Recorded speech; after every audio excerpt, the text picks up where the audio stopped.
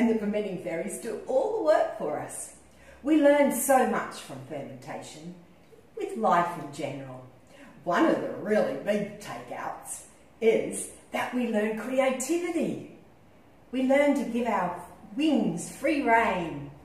So here we have tamarind and turmeric, part of the lacto fermentation.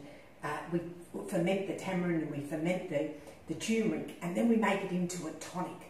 This is so beautiful, really gut-loving. But you can use it not just as a beverage, you can use it for a soaking.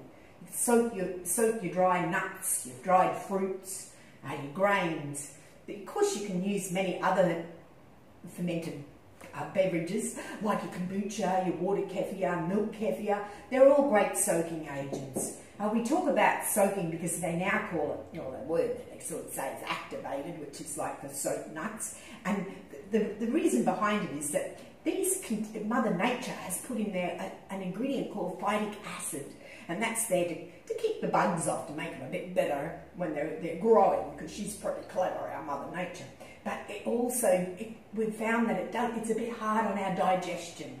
So what we do is we soak it to see if we can get rid of some of that phytic acid. But apart from that, it has many other benefits from soaking. It makes it beautiful and soft, so it is nice to digest. With your dried fruit, it reduces the concentrated sugar levels, because the idea of drying your fruit is to store the harvest, so that when it's not growing, we used to always store the harvest. But what happens is it does bring out a very high concentrated sugar level. But this is again done in the tamarind and turmeric brine. But water kefir is one of the most beautiful. The liquid is one of the most greatest soaking agent for dried fruits. So look at that. So you can actually make that into a paste. This has so many uses. You don't even need to blitz it. It's just so soft. You can add that, like if you need a little bit of sweetness. It's not totally sweet, but it's certainly not sour. But you can add it for a little bit of sweetener. You can make a paste out of it. You can add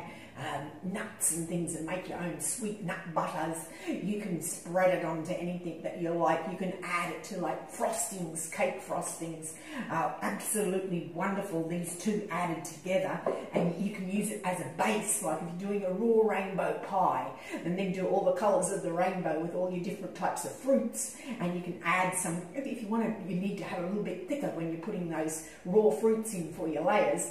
Some cashews are very nice and bland, and they don't give a lot of colour, but again they would have been soaked, and you can just blitz that, and as you put them in, you put it into the freezer, leave it there for about 20 minutes, and then put your next layer on. You've got a beautiful, beautiful celebration cake. Here we have bircher like no other. Oh, I wished I could give you a taste of this, because it is absolutely beautiful. It's actually got pulp. It's got pulp in there, all the vegetable pulp that I had left over from when I was making some juice. It has nuts and it has oats, and again it's just been soaked overnight in the tamarind and turmeric tonic. And there's the figs. See, the figs are nice and soft. The figs are by themselves are just lovely as a nice little treat with coconut yogurt, a dot of coconut yogurt and a nice whole fig. Oh, just really, really superb. So if we get these and we put your dried fruits, your soaked dried fruits, we put that into your food processor or whatever you use to blitz them, and your nuts and your seeds, and there's some buckwheat in there, which again is like a seed. So anything that you've soaked, you just put those together. A nice scoop of sauerkraut. Scoop of sauerkraut, some fresh veggies, so some grated carrots, zucchini, beetroot, apples, some spice, cinnamon, some cacao powder, anything else, some maca powder, anything that you like. Then you'll end up with a nice mix like this. So you can put some little bit of coconut oil in there, it's good too. And then we just roll them. You can roll it in some coconut. This coconut has been soaked in beet kvass. Doesn't need to be soaked. It's not actually soaked, that was a wrong word, but beet kvass is just added to the coconut. Look at that. Isn't that a beautiful little treat? With your chocolate,